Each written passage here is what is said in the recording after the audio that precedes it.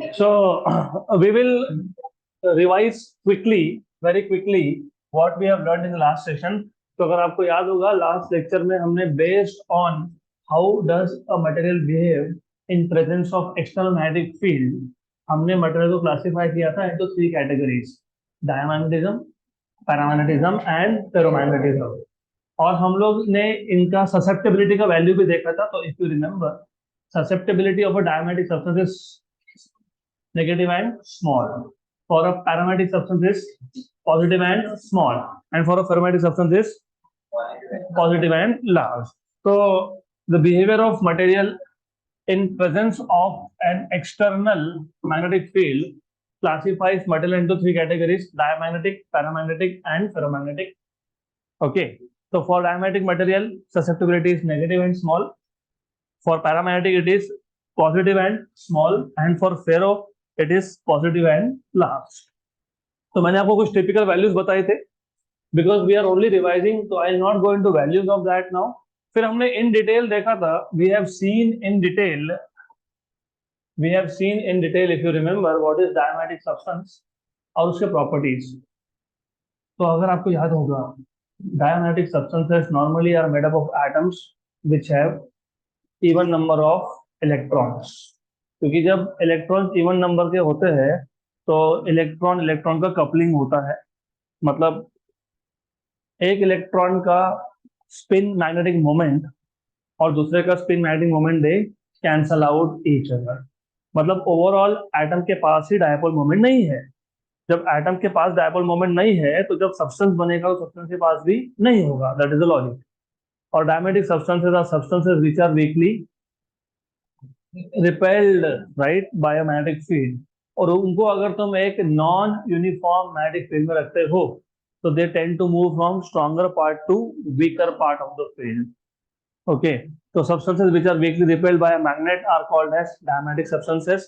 In diamagnetic substance, magnetic dipole moments of the electrons in an atom cancel each other since the atom has even number of electrons and hence all the electrons are paired. The resulting magnetic moment of the atom is zero. इसके लिए जब bulk substance बनेगा तो there is no resultant dipole moment. लेकिन होता क्या है, जब आप ऐसे सब्सटेंस को एक एक्सटर्नल मैग्नेटिक फील्ड में रखोगे तो जिस इलेक्ट्रॉन का डायपोल मोमेंट एक्सटर्नल फील्ड के डायरेक्शन में हो तो इलेक्ट्रॉन का डायपोल मोमेंट ये फील्ड के साथ इंटरैक्ट करेगा और इट स्लोज डाउन। तो जिस इलेक्ट्रॉन का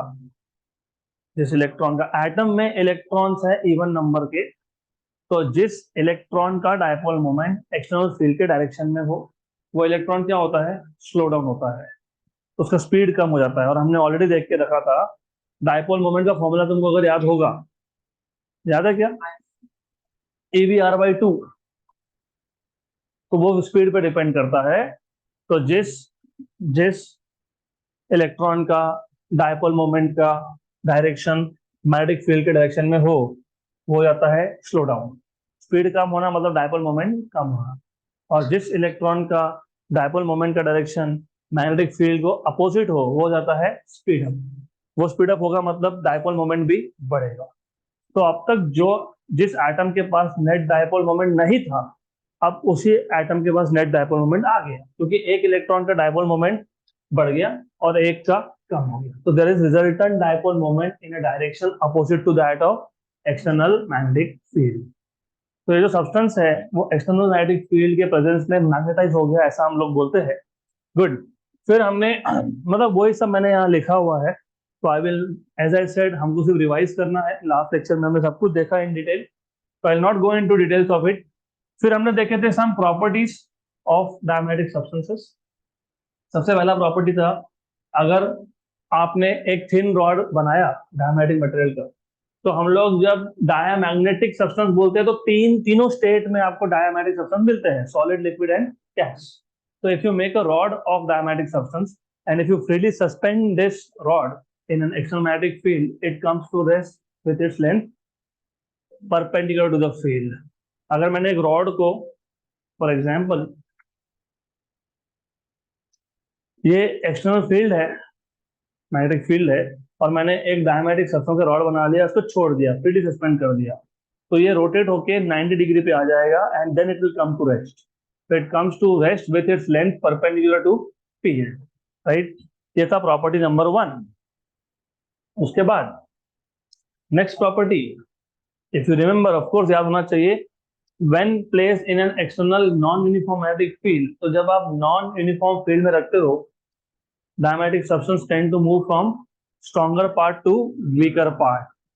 They tend to move from stronger part of the field to the weaker part. In the absence of external field, जैसे तुमने एक्सटर्नल फील्ड हटा दी तो ये जो नेट डायपोल मोमेंट है वो क्या हो जाता है, जीरो. और ऐसा होने की वजह से the substance loses it's magnetism. So diamagnetic substances loose their magnetism on removal of external magnetic field. उसके बाद इफ यू रिमेंबर, अगर हमने एक डायमैग्नेटिक सब्सटेंस का लिक्विड लिया, उसको एक यू शेप ट्यूब में भर दिया, और वो यू शेप ट्यूब के 2 आर्म में से सिर्फ एक ही आर्म पे हमने मैग्नेटिक फील्ड लगाया, तो जिस आर्म में आप मैग्नेटिक फील्ड अप्लाई कर रहे हो वहां पे लेवल क्या होगा, लो. तो level will be lower, right. अगर हमने एक डायमैग्नेटिक गैस पोल पीसेस, मतलब इलेक्ट्रोमैग्नेट के पोल पीसेस के बीच में इंट्रोड्यूस कर दिया, तो जो गैस है वो कैसा स्प्रेड होगा, at right angles to that of field. Okay, फिर एग्जांपल्स देखे थे हमने, gold, silver, lead, silicon, nitrogen, air, water, etcetera etcetera. These are examples of diamagnetic substances. और ससेप्टिबिलिटी की वजह से तुमको पता ही है, नेगेटिव एंड स्मॉल. फिर दूसरे टाइप का सब्सटेंस था paramagnetic. Paramagnetic substances which are weakly attracted by external field, right. अब इसमें होता क्या है, ये जो सब्सटेंस है उसके जो एटम्स है, एटम्स में ऑड नंबर ऑफ इलेक्ट्रॉन्स होते हैं, ऑड नंबर. For example 11, 13, 15, 17. क्योंकि ऑड नंबर होने की वजह से हर एक एटम का डायपोल मोमेंट जीरो नहीं होता. सपोज अगर मेरे पास एक ऐसा एटम है जिसमें 11 इलेक्ट्रॉन्स है, तो जो पहले 10 इलेक्ट्रॉन है उन्होंने 5 पेयर बना दिए, उन 5 पेयर का डायपोल मोमेंट क्या हो गया, कैंसल. लेकिन जो एक अनपेयर्ड इलेक्ट्रॉन रह गया था उसका डायपोल मोमेंट कैंसिल होगा क्या, नहीं. तो each atom has net dipole moment, hence each atom is called as tiny magnet. लेकिन जब सब्सटेंस बनता है ना, तो you should know when a substance is formed, large number of atoms come together. Each atom has dipole moment, but dipole moment is randomly oriented. Or as you remember, if you have large number of vectors which are randomly oriented, resultant is 0. Okay. So paramagnetic substance में dipole moment of the electrons does not cancel out. Hence, each atom has some dipole moment, or each atom is called as tiny magnet. But substance जब बनेगा तो क्या होता है कि सारे के सारे डायपोल मोमेंट क्या कर देते हैं, कैंसिल कर देते हैं. अब अगर आपने इसको एक्सटर्नल फील्ड में रखा, in absence of external magnetic field, the dipole moments of atoms are randomly oriented and cancel out, correct. लेकिन जब तुमने इसको एक्सटर्नल फील्ड में रखा तो 2 केसेस थे, इफ यू रिमेंबर. एक था वीक मैग्नेटिक फील्ड और एक था वीक मैग्नेटिक फील्ड. के केस में बहुत सारे डायपोल मोमेंट में से only a few they align themselves in the direction of external field, right. और strong के केस में all the dipole moments align in the direction of external field. तो यहाँ पे आपको डायग्राम दिख रहा होगा. Diagram A is in absence of external field, and as you can see all the dipole moments are randomly oriented. Diagram B, हमने ये diagram B में एक weak magnetic field अप्लाई कर दिया है, तो कुछ some of the dipole moments they are aligned in the direction of field. And in case C, you see, because there is strong magnetic field, hence all the dipole moments are aligned in the direction of field. फिर हमने देखे थे properties, जैसे आपने for example if you remember, in case of diamagnetic substance आपने एक rod बनाया था, वैसे यहाँ पे पैरामैग्नेटिक सब्सटेंस का रॉड बना लिया, इसको फ्रीली सस्पेंड कर दिया किसमें, यूनिफॉर्म मैग्नेटिक फील्ड में. It comes to rest with its length parallel to the field. Okay, then this material when placed in an external non-uniform magnetic field, they tend to move from weaker to stronger because they are weakly attracted. Diamagnetic substances are weakly repelled.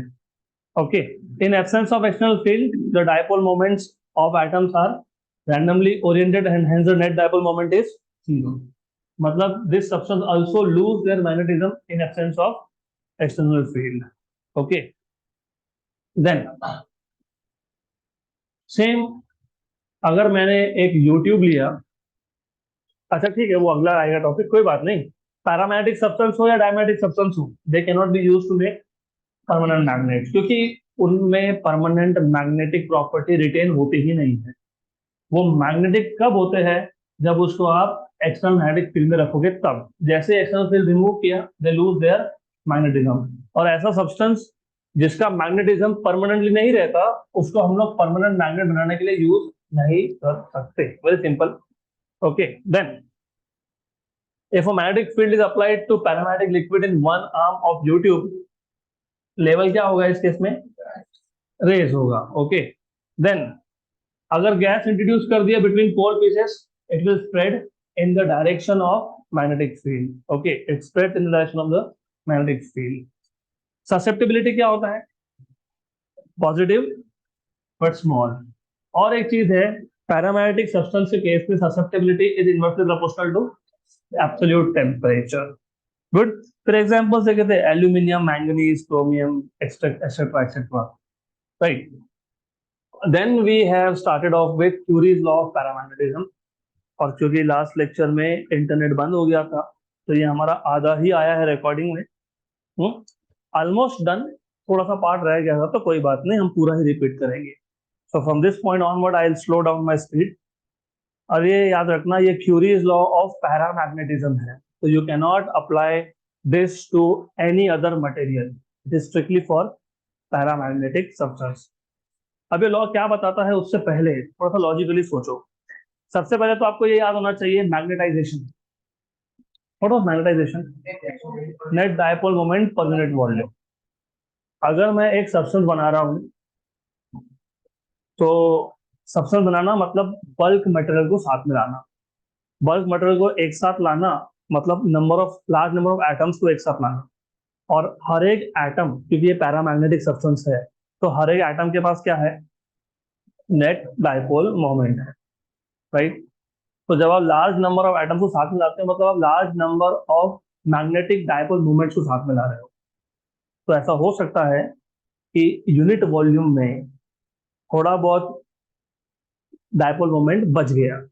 Cancellation तो हो ही सकता है, देखा ना हमने, when large number of vectors are randomly oriented, what is the net dipole moment, zero. पर ऐसा हमेशा होगा, ऐसा नहीं होता है। Sometimes you may get some little dipole moment per unit volume, उसको तुम क्या बोलते हो, मैग्नेटाइजेशन।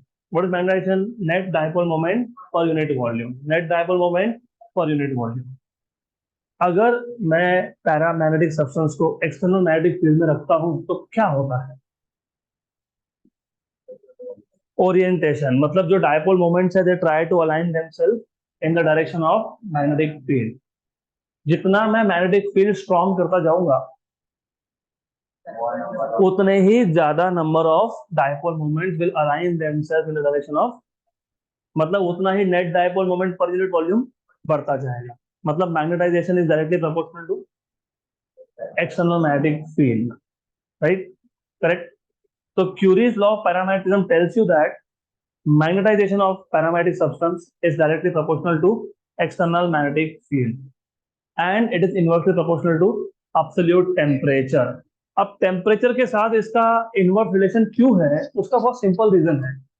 टेम्परेचर बढ़ाना मतलब थर्मल एनर्जी बढ़ना। जब थर्मल एनर्जी बढ़ता है, तो एंट्रोपी बढ़ता है। मैंने लास्ट लेक्चर में ये वर्ड मेंशन भी किया था, एंट्रोपी मतलब रैंडमनेस। क्योंकि टेम्परेचर बढ़ना मतलब हीट बढ़ना, और हीट बढ़ना तो हीट एनर्जी है which can neither be created not be destroyed. तो कहाँ गया, एटम्स के पास गया। Then atom start motion in random direction. इसका मतलब टेम्परेचर बढ़ने का मतलब होता है रैंडमनेस बढ़ना, और रैंडमनेस बढ़ना मतलब डायपोल मोमेंट का अलाइनमेंट कम होना। तो magnetization is inversely proportional to temperature. Magnetization is directly proportional to external field and inversely proportional to, that is nothing but Curie's law of paramagnetism। बस इतना ही हो। तो Marie Curie discovered experimentally that magnetization of a paramagnetic sample is directly proportional to external magnetic field and inversely proportional to absolute temperature. So mz is proportional to V external and mz is also proportional to 1/t। Combine कर दो तो mz is proportional to bh/t। तो जब तुम proportionality का sign हटाओगे तो क्या लिखते हो, कांस्टेंट ऑफ प्रोपोर्शनलिटी। उसको यहाँ पे बोलते हैं Curie constant.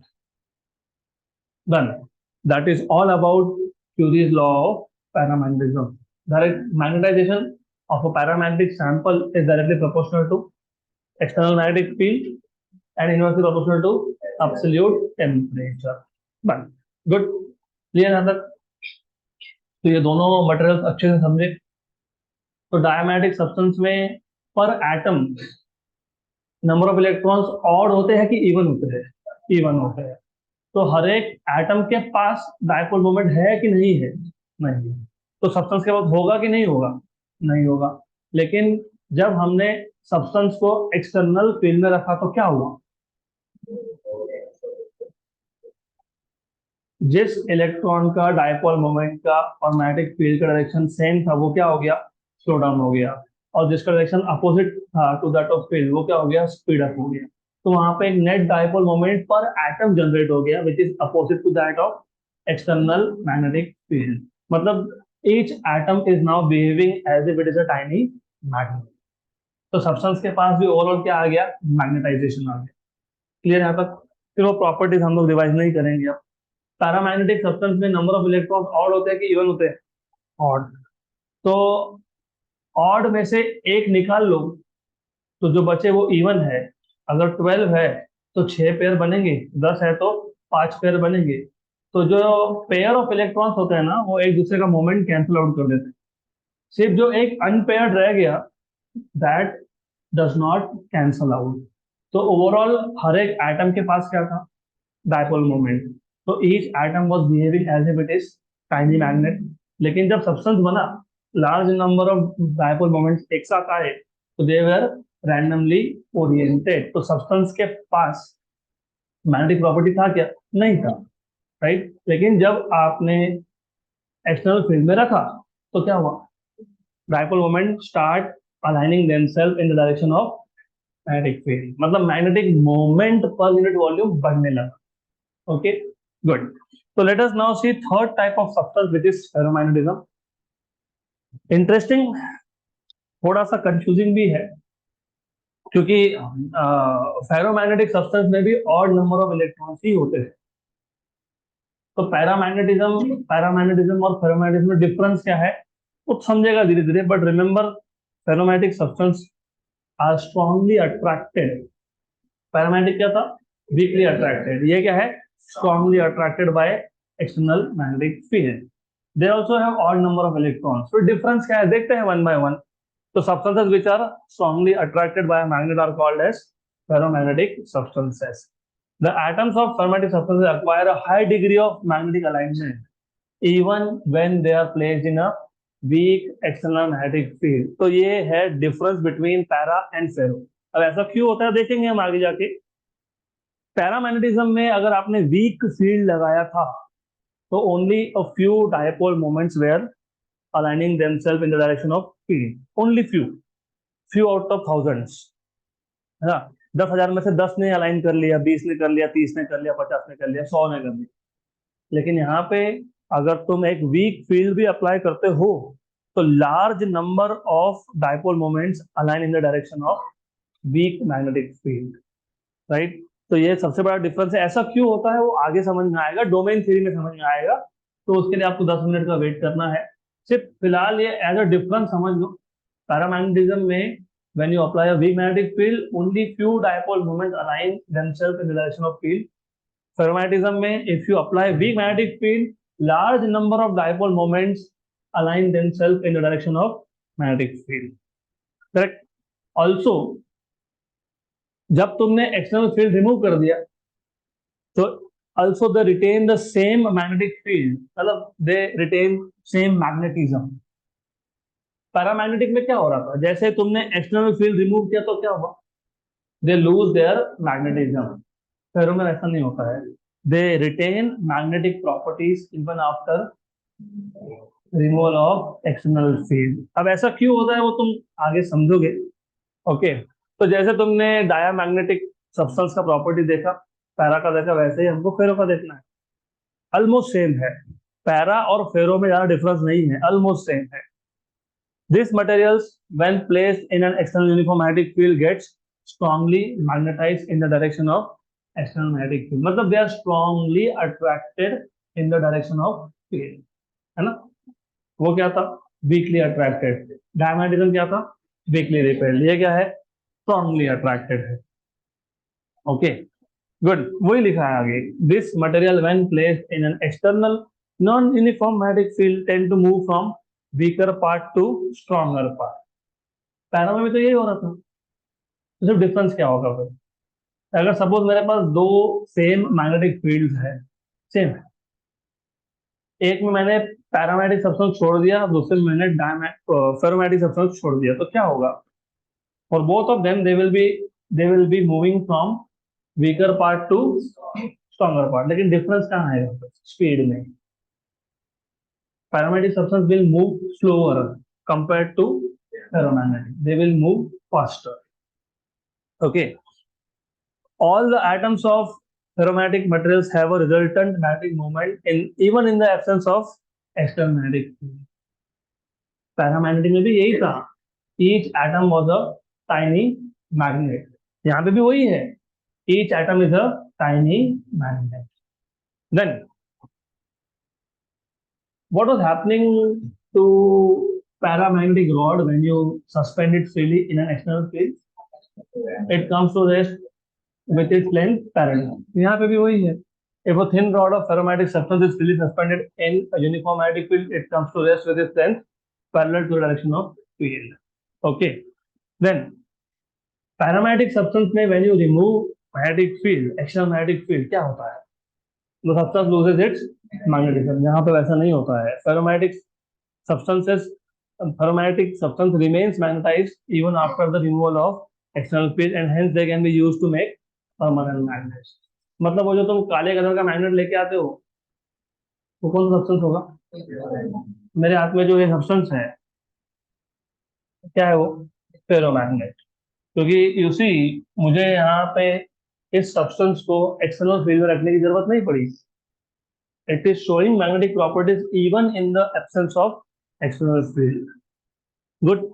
So the substances which retain their magnetic properties even after removal of external magnetic field can be used to make permanent magnets. Iron या फिर जो मैग्नेटाइट मटेरियल आता है, वो ब्लैक कलर का सब्सटेंस होता है ना, अभी उसका साइंटिफिक नेम मुझे नहीं याद, मैग्नेशिया ऐसा कुछ तो नाम था, I don't remember, whatever it is, that is all made up of ferromagnetic substance.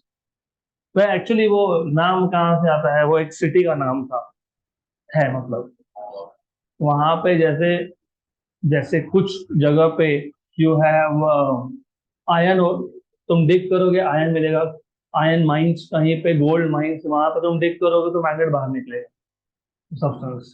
तो प्लेस का नाम आई थिंक मैग्नेशिया ऐसा कुछ तो नाम था, वहां से वो नाम आता है magnet.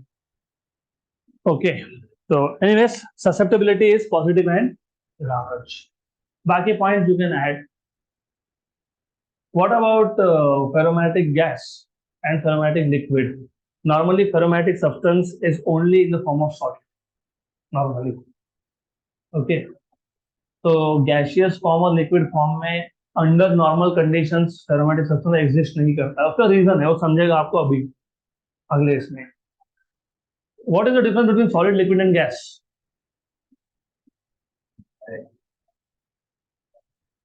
The distance between two consecutive atoms or molecules.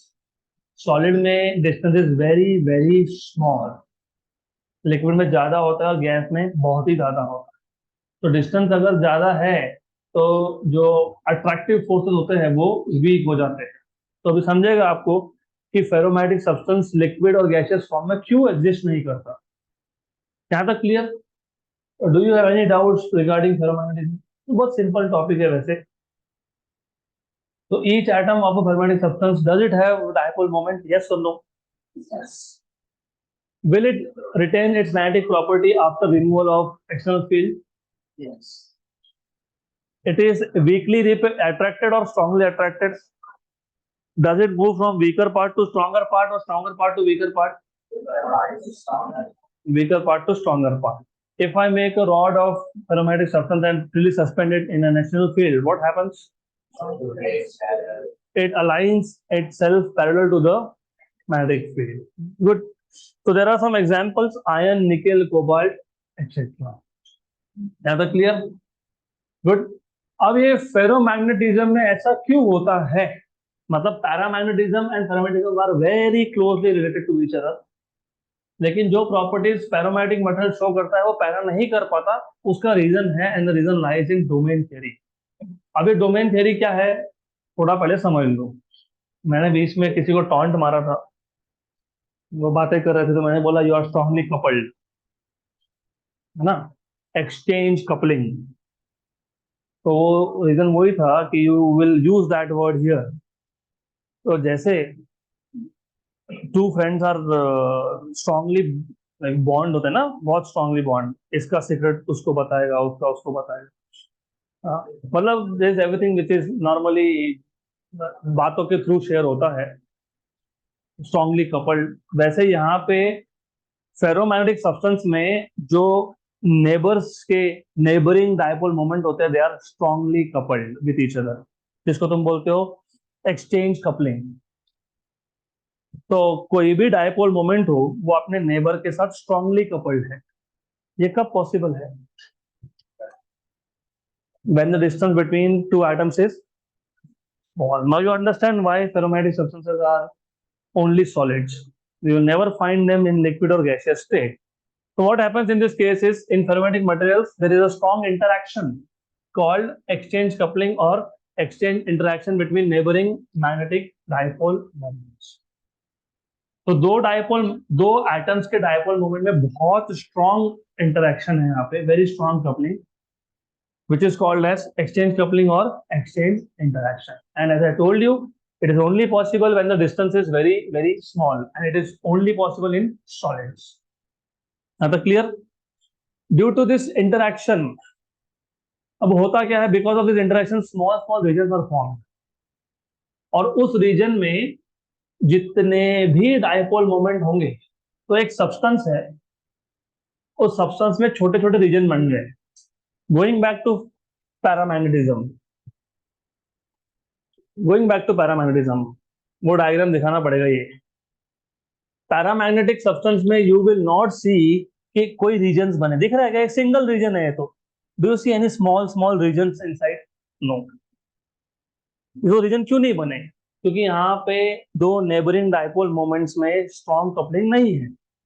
तो each dipole moment behave individually, मतलब उसमें नेबरिंग डायपोल मोमेंट इन्फ्लुएंस नहीं करता.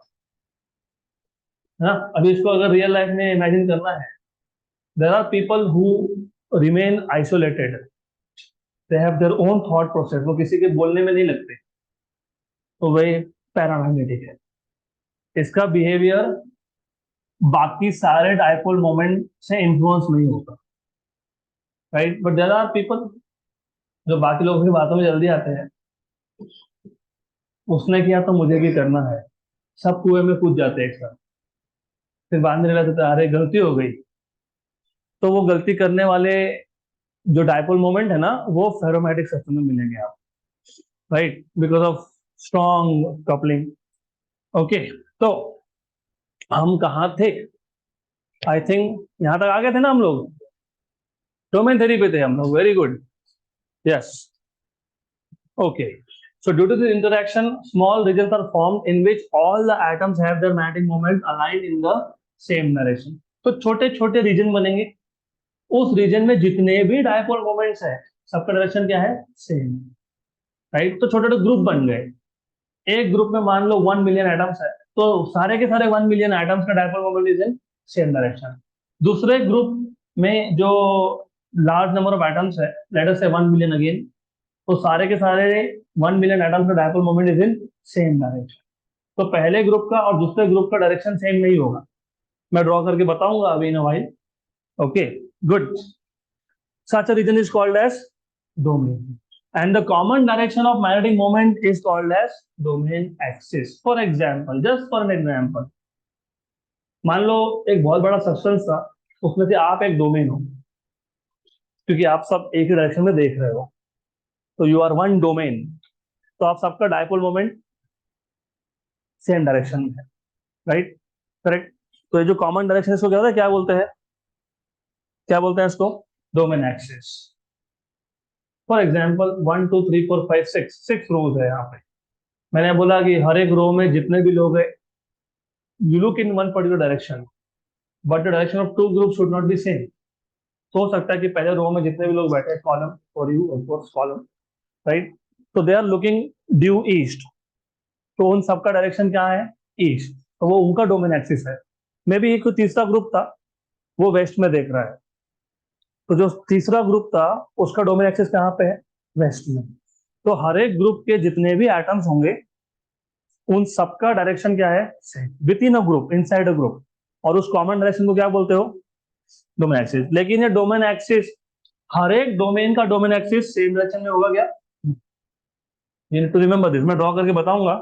और टिपिकली ये जो डोमेन होते हैं साइज क्या होता है, few millimetre, fraction of a millimetre मतलब, तो it is fraction of a millimetre, not few millimetre, fraction of a millimetre मतलब 1 मिलीमीटर से भी छोटा होता है, 10⁻⁶ से 10⁻⁴मीटर, तो it is very small, 1 millimetre से भी छोटा उसका साइज, ओके। और उसमें कितने एटम्स होते हैं ऑन एन एवरेज, 10⁻10, 10 बिलियन, 10⁻10 से 10⁻17। मैंने तो 1 मिलियन ही बोला था, तो मैंने उल्टा अंडर एस्टिमेट कर दिया। तो 10⁻10 से 10⁻17 एटम्स होते हैं एक डोमेन के अंदर, that is why strongly coupled ना, जितने ज्यादा एटम्स होंगे उतना ही डिस्टेंस कम होगा, ओके। और ये जो अलग अलग डोमेन को सेपरेट करने वाला बाउंड्री है उसको बोलते हो तुम domain boundary. The boundary between adjacent domains is known as domain boundary या फिर डोमेन वॉल। तो डोमेन बाउंड्री भी बोलते हैं, डोमेन वॉल भी बोलते हैं, ओके। तो what is so different here, exchange coupling, exchange interaction.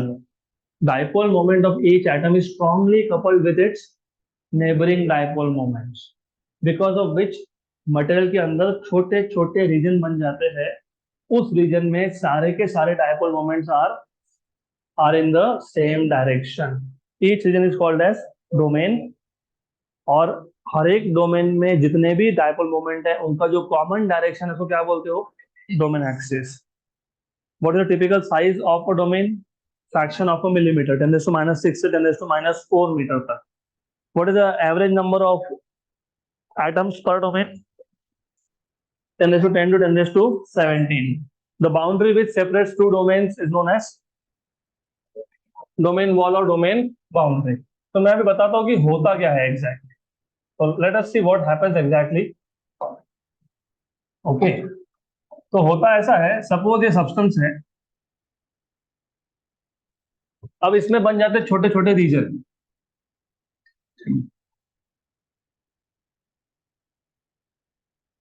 so you will find small region inside this, और हर एक रीजन को बोलते हो तुम डोमेन। एक डोमेन में जितने भी डायपोल मोमेंट होंगे all of them are in the same direction, okay.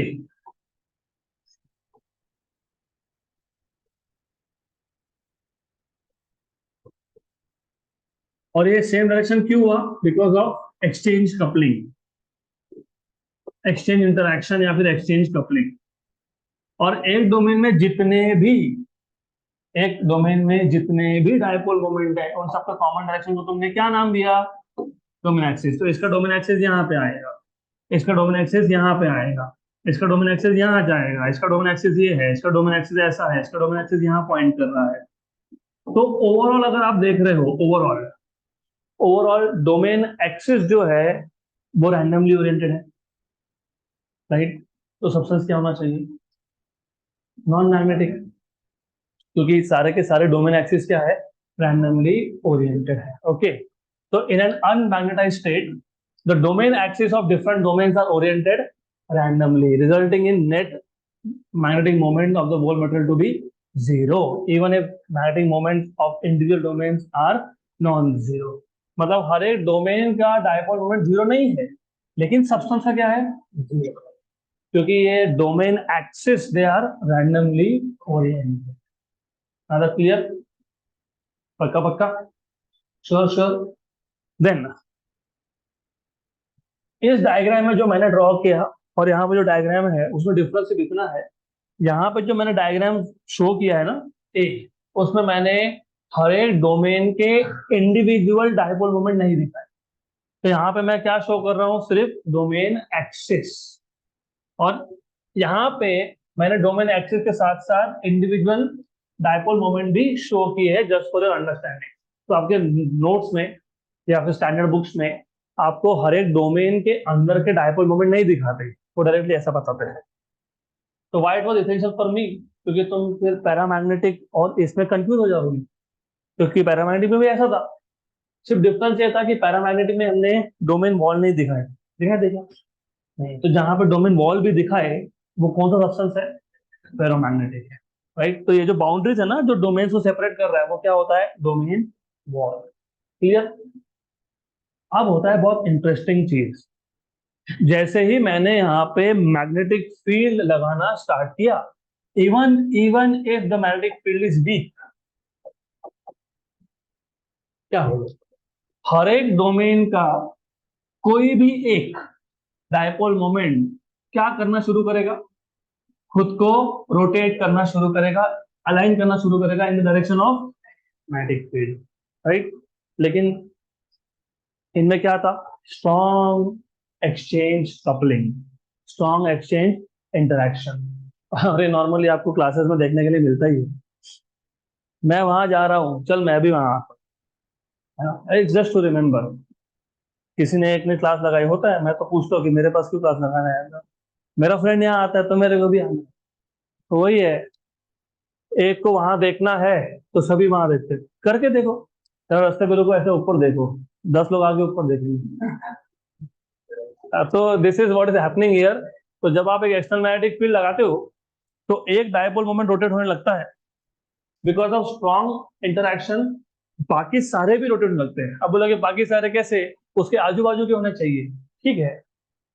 एक डायपोल मोमेंट रोटेट हो रहा है तो उसके नेबरिंग भी हो रहे हैं, तो उसके नेबर भी तो होंगे, उसके नेबर भी तो होंगे। ऐसा करते करते एक डोमेन के अंदर जितने भी डायपोल मोमेंट है, सारे के सारे क्या होते हैं, रोटेट। क्या होते हैं, rotate. All of them start aligning in the direction of magnetic field, all the dipole moment in a given domain. ऐसा तो हर एक डोमेन में हो रहा है फिर, करेक्ट। जब ऐसा होता है तो ये जो डोमेन वॉल्स होते हैं ना, ये एक दूसरे को धक्का देने लगते हैं, क्योंकि सबको रोटेट होना है। तो रोटेट होगा तो बाउंड्रीज गेट डिस्टर्ब, और जैसे जैसे मैग्नेटिक फील्ड बढ़ता है, ये बाउंड्रीज जो है ना, दे स्टार्ट गेटिंग डिस्ट्रॉइड, क्योंकि ferromagnetic substance they retain their magnetic properties even after the removal of external magnetic field. ऐसा क्यों हुआ, वो समझने के लिए आपको ये समझना पड़ेगा। जैसे जैसे जैसे जैसे हर एक डोमेन के अंदर के डायपोल मोमेंट रोटेट हो रहे हैं, रोटेशन की जगह चाहिए, तो while doing so they start pushing their walls. तो ये जो वॉल एक दूसरे को धक्का दे रहे हैं, in the process the wall get destroyed. Right, तो एक से जैसा आएगा कि सारे के सारे डोमेन एक्सिस क्या करेंगे, they will start pointing in the same direction, so they all get aligned in the direction of magnetic field। लेकिन इस प्रोसेस में क्या डिस्ट्रॉय हो गया, डोमेन स्ट्रक्चर ही खत्म हो गया। अब अगर मैं एक्सटर्नल मैग्नेटिक फील्ड रिमूव कर भी दूं, तो जो इंडिविजुअल डायपोल मोमेंट्स थे, उनको तो पता ही नहीं कि उनका ओरिजिनल ओरिएंटेशन क्या था, क्योंकि domain structure is completely destroyed. Right, मतलब वो गजनी इफेक्ट हो गया ये। All this individual dipole moments have forgotten कि उनका इनिशियल ओरिएंटेशन क्या था। राइट, तो अभी क्या करेंगे फिर, उनको पता ही नहीं कहाँ से आए थे, तो they remain in the same direction. तो अगर मैं मैग्नेटिक फील्ड रिमूव कर भी दूं अब, तो ऑल ऑफ देम या फिर most of them will remain align in the same direction, and hence the substance is permanently magnetised. Okay, तो यही सब यहाँ लिखा है। When an external magnetic field is applied, domains try to align themselves along the direction of applied magnetic field. The number of domains aligning in that direction increases as the magnetic field is increased. This process is referred to as flipping or domain rotation. इसको flipping या फिर domain rotation बोलते हैं। When a sufficiently high magnetic field is applied, all the domains coalesce, मतलब combine together to form a giant domain. वो giant domain इधर दिखाया है, ये giant domain। तो इंटरनल स्ट्रक्चर गया, डिस्ट्रॉय हो गया। When the strong external field is completely removed, it does not set the domain boundaries back to original position, and the net magnetic moment is still non-zero, and ferromagnetic material is said to retain magnetization. Such metals are used in preparing permanent magnets. That is the overall process. अब एक normally question आना चाहिए, which is a material that you normally know is permanent magnet. Ferromagnetic substance का example क्या है? Iron, cobalt, nickel, लिखा था ना अभी। ओके, तो आयरन तो पक्का है। हाँ, तो तुम आयरन में मैग्नेटिक प्रॉपर्टीज लाने के लिए हम लोग आयरन लेके आते हैं, फिर घर में मैग्नेट होता है बड़ा सा, उसके अंदर रखते हैं, फिर निकालते हैं और बन गया वो परमानेंट मैग्नेट। ऐसा होता है ना? नहीं होता ना? मतलब मैंने उल्टा बोला। तो why iron is permanently magnet? हम तो लाए, जैसे लाए, it shows you magnetic properties. हमने तो उसको एक्सटर्नल फील्ड में रखा नहीं। सीरी क्या बता रहा है? सीरी बता रहा है कि तुमको उसको पहले एक्सटर्नल फील्ड में रखना पड़ेगा, उसके बाद वो क्या होगा? Permanently magnetize. तो तुम तो लेके आए, वो तो वैसे भी शो कर रहा है मैग्नेटिक प्रॉपर्टी। ऐसा कैसे हो गया? ऐसा ऐसा कैसे हो गया? I am expecting answer from you and no one else, at least you should know, क्योंकि जो हमने कैंप अटेंड किया उसने बताया था। और उसका खुद का मैग्नेटिक फील्ड होता है, तो by default you me and any other substance is inside earth's magnetic field by default. तो तुम आयन और कहाँ से निकालोगे? अर्थ से निकालोगे ना, कि स्पेस से लेके आओगे? चलो स्पेस से लेके आ भी गए, तो भी तो तुम अर्थ पे लेके आ रहे हो ना, मतलब अर्थ मैग्नेटिक फील्ड में ला ही रहे हो उसको। तो ferromagnetic substance by default they are in earth magnetic field and hence they are already in magnetized state. हो गया यहाँ तक क्लियर? पक्का पक्का? Sure sure. Now let us see what is the effect of temperature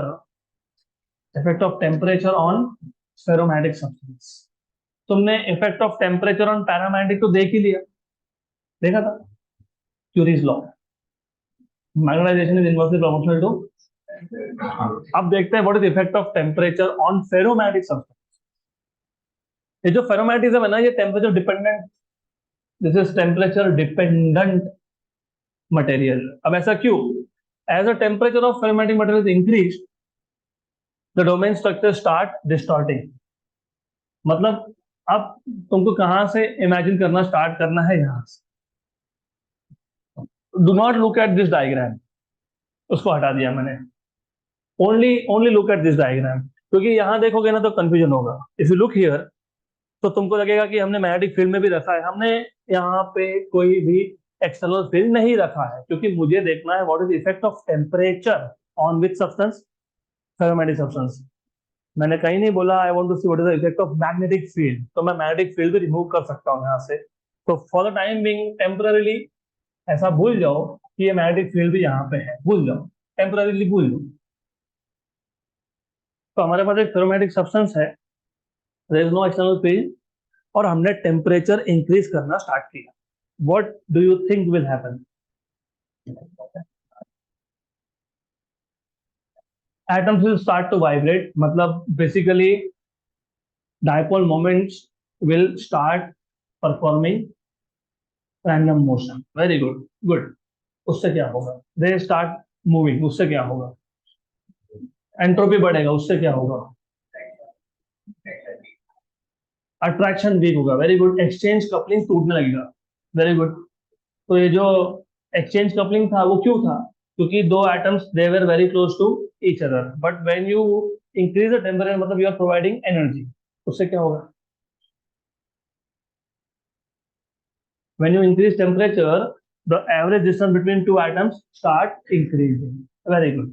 तो एक तो reason वो हो गया कि एक्सचेंज कपलिंग टूटने लगेगा। Very good. साथ में बाउंड्रीज भी टूटने लगती है। तो एक तो एक्सचेंज कपलिंग खत्म हो गया और बाउंड्रीज, डोमेन बाउंड्री भी खत्म हो गई, तो क्या होगा? तो क्या होगा? तो क्या होगा? तो क्या होगा? Look at first diagram here. Paramagnetic. So the ferromatic substance will basically start getting converted to paramagnetic, because अब ना डोमेन्स है ना एक्सचेंज कपलिंग है, सारे रैंडमली ओरिएंटेड है, तो वो किसमें होता है? पैरामैग्नेटिक। तो इफेक्ट ऑफ टेम्परेचर जब तुम बोलते हो ना, इफेक्ट ऑफ टेम्परेचर, तो you will see ferromatic substance या ferromagnetism depends on temperature. As the temperature of ferromatic metal is increased, the domain structure starts distorting because the exchange coupling between neighboring moment weakens. Temperature बढ़ेगा तो exchange coupling week हो जाएगा। At a certain temperature depending upon the material, मतलब cobalt के लिए अलग, ion के लिए अलग। तो मटेरियल पर डिपेंड करता है। At a certain temperature depending upon the material the domain structure completely collapses and the material behaves like a paramagnetic material. जिस टेम्परेचर पे ये होता है, मतलब जिस टेम्परेचर पे फेरोमैग्नेटिक सब्सटेंस पैरामैग्नेटिक में कन्वर्ट होता है, उसको आप बोलते हो क्यूरी टेम्परेचर। क्या बोलते हैं उसको? Curie temperature. The temperature at which a ferromatic material transforms into paramagnetic material is called as Curie temperature of that material। और ये मटेरियल टू मटेरियल डिपेंड करता है। ये आयन के लिए अलग है, कोबाल्ट के लिए अलग है, राइट? क्योंकि डोमेन का साइज और number of atoms in domain ये भी मटेरियल टू मटेरियल अलग है। ओके, क्योंकि हर एक मटेरियल का डेंसिटी अलग है, तो इसका मतलब डिस्टेंस बिटवीन नेबरिंग एटम्स भी हर एक मटेरियल का अलग अलग है।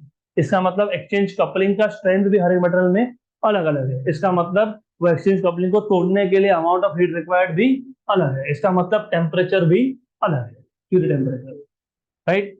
तो अगर मैं, अच्छा क्या बोला आगे? The relation between magnetic susceptibility of a material, अच्छा, when it has acquired paramagnetic property. Okay, simple चीज है। तो मैग्नेटिक ससेप्टिबिलिटी और टेम्परेचर के क्या रिलेशन है after it has acquired paramagnetic property?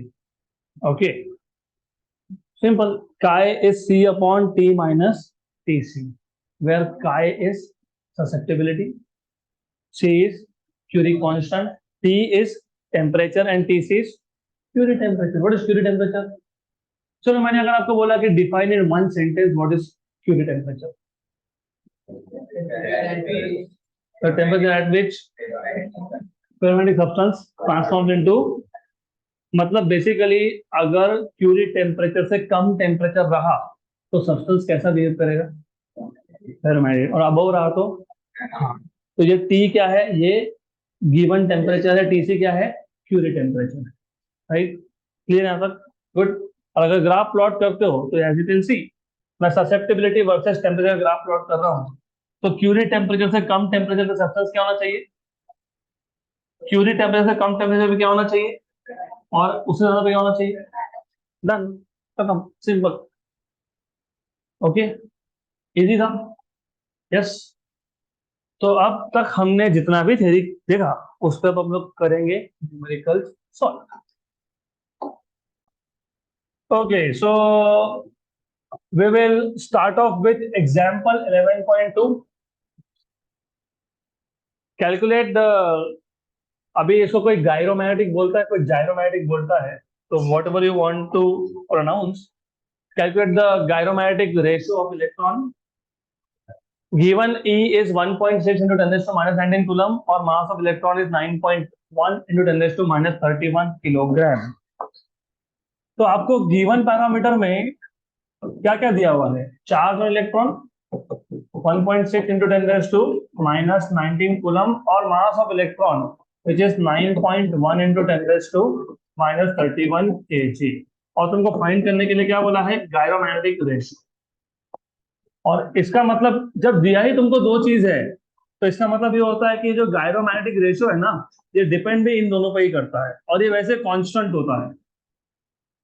E upon 2Ne.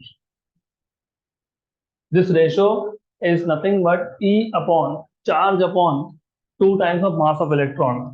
तो ये जो gyromatic ratio है, it is a constant. It is a constant which is basically, इसके आगे से मैं तो GR बोलूंगा, ये पूरा नहीं लिखना है मेरे को.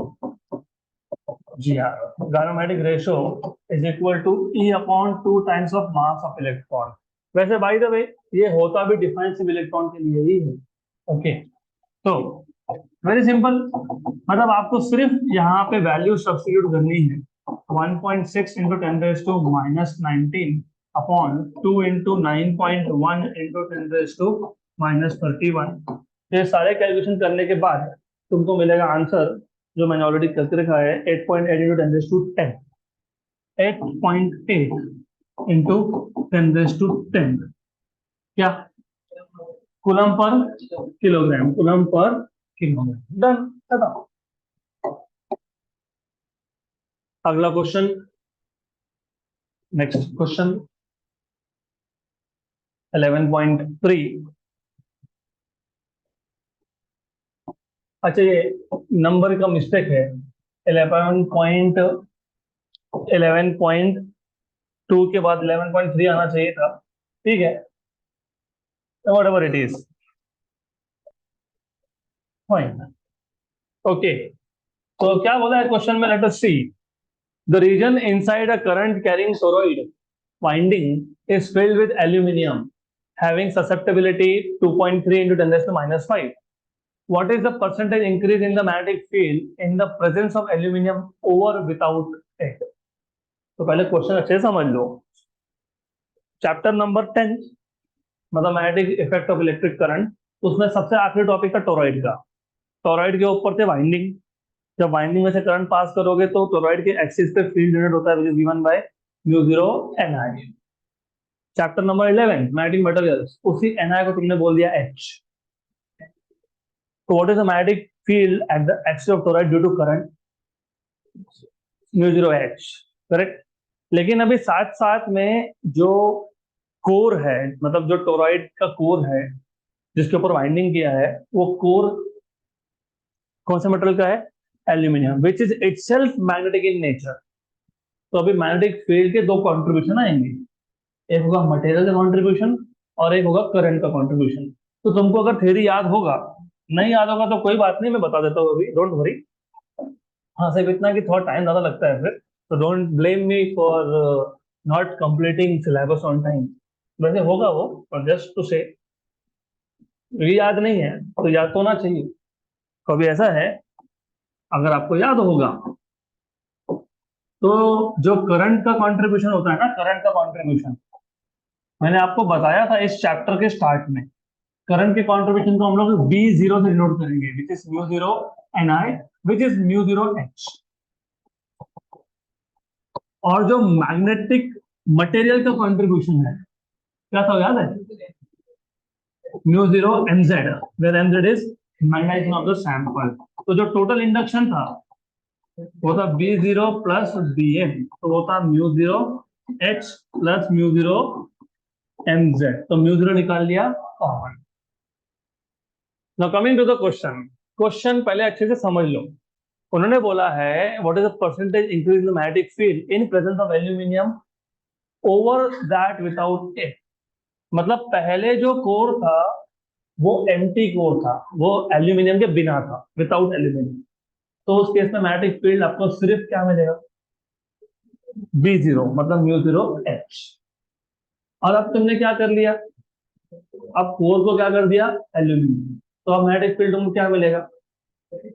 μ0 H प्लस Mz. तो बेसिकली पहले केस में जब कोर एम्प्टी था तो मैग्नेटिक फील्ड कम था. जब तुमने कोर को एल्यूमिनियम बना दिया तो मैग्नेटिक फील्ड बढ़ गया. तो what is the percentage increase, ऐसा पूछा है. ओके, तो अभी गिवन पैरामीटर में क्या क्या दिया है पहले देख लेते हैं. तुमको सबसे पहले ससेप्टिबिलिटी दिया है, if I am not wrong 2.5 into 2.3 into 10⁻⁵. चलो ठीक है, ये ससेप्टिबिलिटी. उसके बाद that's it, that's all it is given to you. Okay fine, बाकी कुछ लगने भी नहीं वाला. तुमको फाइंड करना है percentage increase in magnetic induction. तो परसेंटेज बी, परसेंटेज इंक्रीज, तो परसेंटेज डेल्टा बी बोल देता हूं मैं, डेल्टा बी। इंक्रीज बोला है ना, इंक्रीज या डिक्रीज मतलब चेंज, चेंज क्या करते हो, कैसे लिखते हो, डेल्टा। ओके, तो परसेंटेज चेंज पूछा है आपको।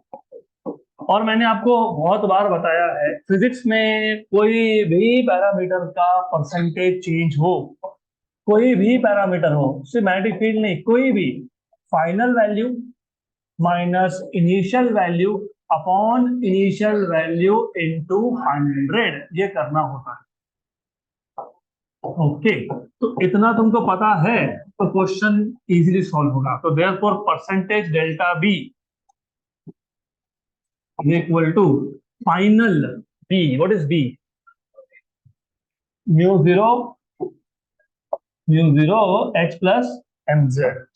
तो mu zero H plus mu zero M Z, मैं जानबूझ के कैसा लिख रहा हूँ, minus B zero, what is B zero, mu zero H, mu zero H upon, upon initial मतलब mu zero H multiply by 100, क्योंकि परसेंटेज बोला है ना, परसेंटेज बोला है कि नहीं, अरे अरे परसेंटेज बोला है ना, परसेंटेज, तो multiply by 100।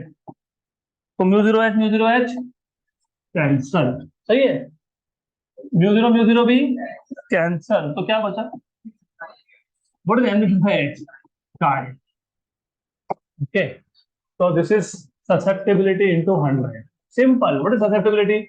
2.3 into 10 raised to minus 5 into 100 मतलब 10 raised to 2। तो कितना आ गया, 3, हो गया, खत्म, डन, यही है आंसर।